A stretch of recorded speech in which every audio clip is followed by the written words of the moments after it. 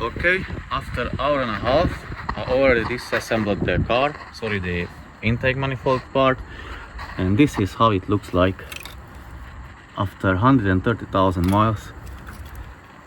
Just lovely, isn't it? Look at that intake port. There was barely getting any air from there, definitely. And here are the parts.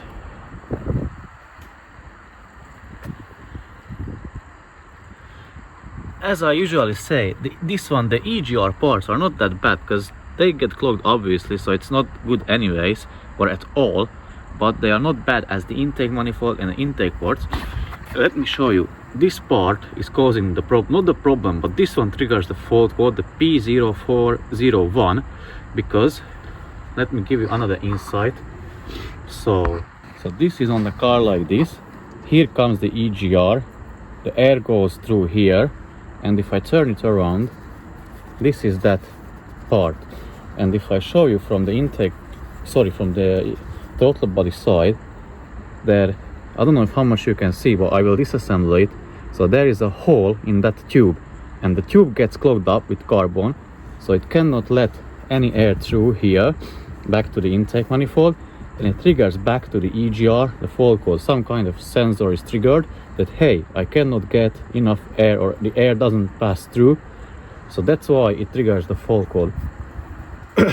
So now let me have a breakfast and then clean the parts, the intake ports, and then should be done. The car should be running today. So here is the tube. I removed the throttle body, and you can see there should be a hole there, and the hole inside of that is like empty, but it's so clogged up, air don't get in there, and because the air is coming from here in the inside the tube, and it should go out to the intake manifold. That's the EGR, the exhaust gas recirculation, but it cannot circulate because the air cannot escape from here because it's so clogged up, so it cannot go back to the engine. That's why it triggers the fault code. So I hope it makes some sense to you. So here is the tube removed, and as you can see, air comes from here, and it should go out of this side, and the other is completely clogged, but there is no way that any air could come out from the top because it is like this.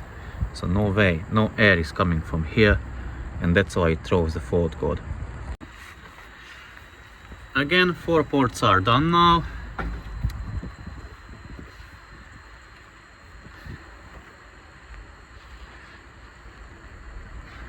The rest has to be finished as well, obviously, and I'll touch up the surface because you can see on the top and bottom of the intake port is still like carbon-y.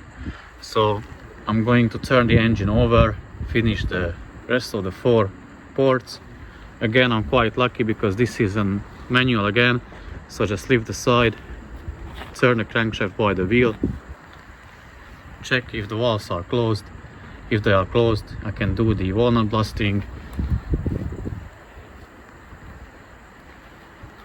Once I'm done, I'll start assembling everything back together, and then run 1 liter of DPF cleaning fluid just to even be more cleaner and clean the top of the valves as well.